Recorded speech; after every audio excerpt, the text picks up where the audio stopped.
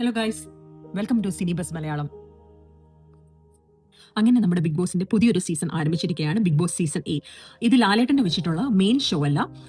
ഇത് ഒരു spin of പോലെയാണ്, ബിഗ് ബോസ് അഗ്നിപരീക്ഷ എന്ന് പറഞ്ഞിട്ട്. ഇത് ആക്ച്വലി കോമണേഴ്സിനെ സെലക്ട് ചെയ്തിട്ട് ഈ ഒരു സെലക്ഷനിൽ നിന്ന് വിൻ ആവുന്ന ആൾക്കാർക്ക് ബിഗ് ബോസ് സീസൺ 8ന്റെ മെയിൻ എപ്പിസോഡിൽ, മെയിൻ ഷോയിലേക്കുള്ള ഒരു ഡയറക്റ്റ് എൻട്രിയാണ് കിട്ടുന്നത്.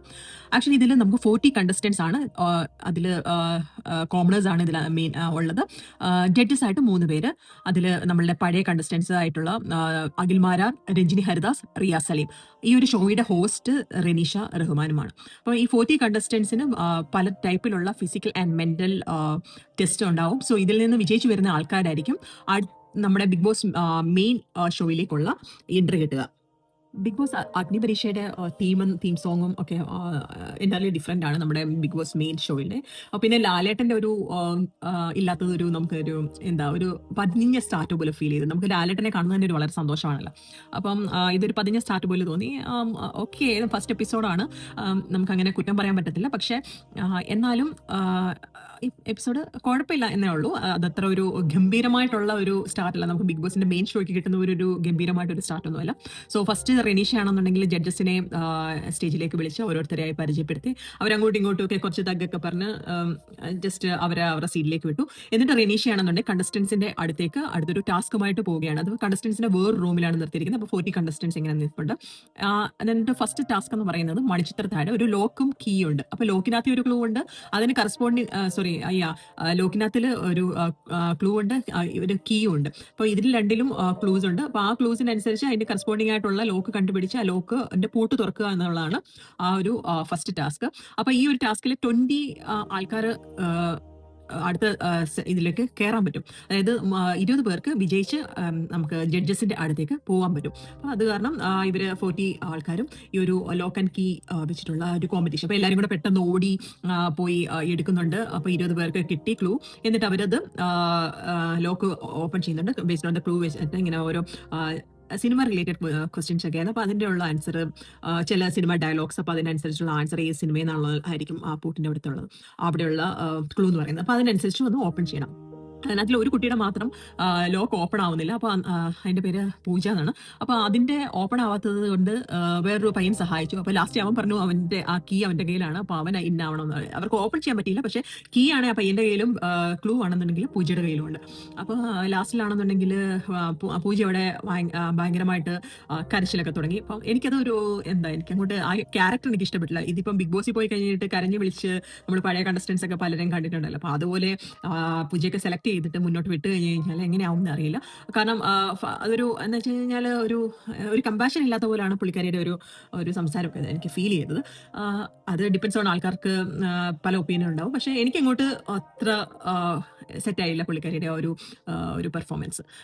വോട്ട് എവർ ലാസ്റ്റ് റെനീഷ പറഞ്ഞു 6 ക്ലൂ ഉള്ളത്. അപ്പോൾ 2 ക്ലൂവും പൂജയിലാണ്, കീ മാത്രം പയ്യൻ്റെയിലാണ്. അപ്പം അന്നേരം റെനീഷ പറഞ്ഞു ഓക്കെ കീ തിരിച്ച് പൂജയുടെ കൊടുത്തു. അപ്പോൾ പൂജ അത് വെച്ചിട്ട് ട്രൈ ചെയ്തു. അപ്പോൾ ഇത് പല പ്രാവശ്യം അതിനകത്ത് കുത്തി നമ്മുടെ ആ ലോക്ക് സ്റ്റക്കായെന്ന് തോന്നുന്നു, അതിനെ ഓപ്പൺ ചെയ്യാൻ പറ്റത്തില്ല. അപ്പോൾ അപ്പോഴത്തേന് പൂജ പറഞ്ഞു ഞാൻ എന്തായാലും ഇവിടെ നിന്ന് പോയില്ല എന്നൊക്കെ പറഞ്ഞിട്ട് പുള്ളിക്കാരി അവിടെ നിന്ന് ഷഡം പിടിച്ചു.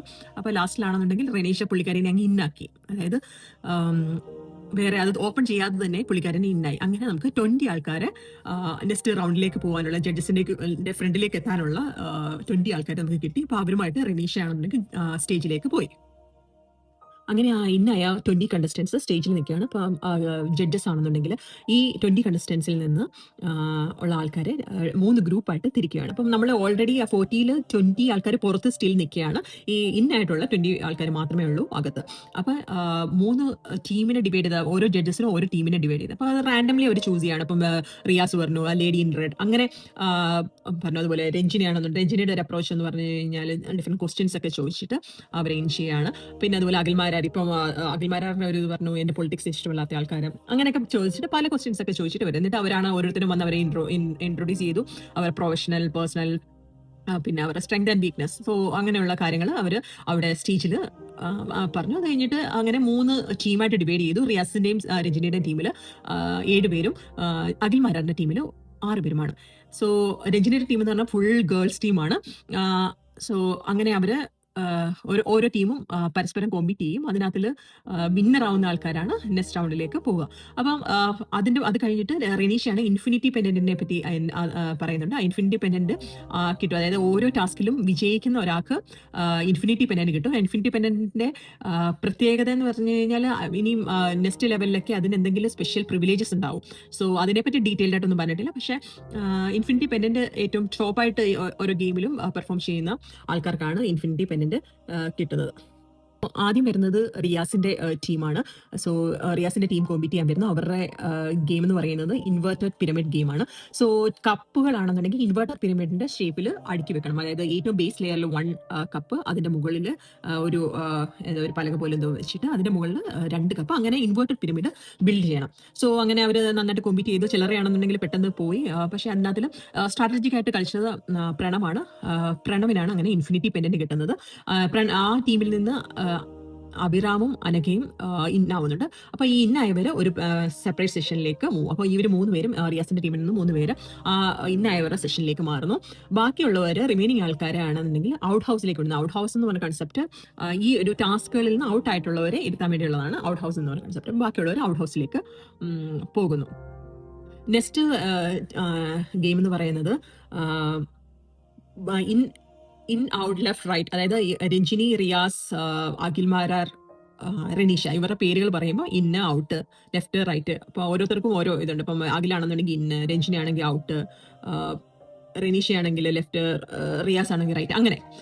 അങ്ങനെ ഒരു ഗെയിമാണ്. അപ്പോൾ അതിൽ ജയിച്ചവരാണെന്നുണ്ടെങ്കിൽ മീൻസ് അങ്ങനെ അവർ കളിച്ചു. അങ്ങനെ അത് രഞ്ജിനിയുടെ ടീമാണ് അത് കളിച്ചത്. ടാസ്കിൽ ജയിച്ചതെന്ന് പറയുന്നത് പാർവതിയാണ്. പാർവതിക്ക് ഇൻഫിനിറ്റി പെൻഡന്റ് കിട്ടി. അങ്ങനെ പുള്ളിക്കാരി ഇന്നായി. ബാക്കിയുള്ളവർ ഔട്ട് ഹൗസിലേക്ക് പോയി. അടുത്ത ഗെയിം എന്ന് പറയുന്നത് ബോൾ ബൗൺസിങ് ഗെയിമാണ്. ബോൾ ബൗൺസിങ് ഗെയിമിൽ അഖിൽമാരാന്റെ ടീമാണ്. അപ്പൊ അങ്ങനെ കപ്പുകൾ വെച്ചിട്ടുണ്ട്. എന്നിട്ട് ബോൾ ബൗൺസ് ചെയ്യണം. ബൗൺസ് ചെയ്ത് ഒറ്റ ബൗൺസേ പറ്റുള്ളൂ. ആ ബൗൺസിൽ കപ്പിനകത്ത് വീഴണം. അപ്പൊ അങ്ങനെ ആ കപ്പുകൾ എത്ര ബോൾസും കൊണ്ട് നിറയ്ക്കാം എന്നുള്ളതാണ് ഒരു ടാസ്ക്. അപ്പൊ അങ്ങനെ അതിനകത്തിൽ വിജയിച്ചത് ആൾഡോയും. പിന്നെ അതുപോലെ ആൾഡോയ്ക്കാണ് ഇൻഫിനിറ്റി പെൻഡന്റ് കിട്ടിയത്. അത് പിന്നെ 1-2 പേർക്കും കൂടെ ഇന്നായിട്ടുണ്ട്. അപ്പൊ അവർ 3 പേരും അങ്ങനെ ഇന്നായവരുടെ സെഷനിലേക്ക് പോയി. ബാക്കിയുള്ളവർ ഔട്ട് ഹൗസിലേക്ക് പോയി. സോ അങ്ങനെ ഈ ഒരു എപ്പിസോഡ്സിലെ ഗെയിമിൽ ഇന്നായവരെ ഔട്ട് ഹൗസിലായവരെ സെപ്പറേറ്റ് ചെയ്തു. ജഡ്ജസ് ആണെന്നുണ്ടെങ്കിൽ ഓക്കെ, കുഴപ്പമില്ല. ഒരു നനഞ്ഞ സ്റ്റാർട്ട് പോലെയാണ് ഫീൽ ചെയ്തത്. പക്ഷെ ഓക്കെ, ഓവറോൾ ഇറ്റ്സ് ഓക്കെ. അത് കഴിഞ്ഞിട്ട് ജഡ്ജസ് റെനീഷയോട് ചോദിക്കുന്നുണ്ട്, അതായത് ഔട്ടായ കണ്ടസ്റ്റൻസിനെ എന്ത് ചെയ്യുമെന്ന്. അപ്പം റെനീഷ പറയുന്നുണ്ട് ഇതുവരെ ഒന്നും തീരുമാനിച്ചില്ല.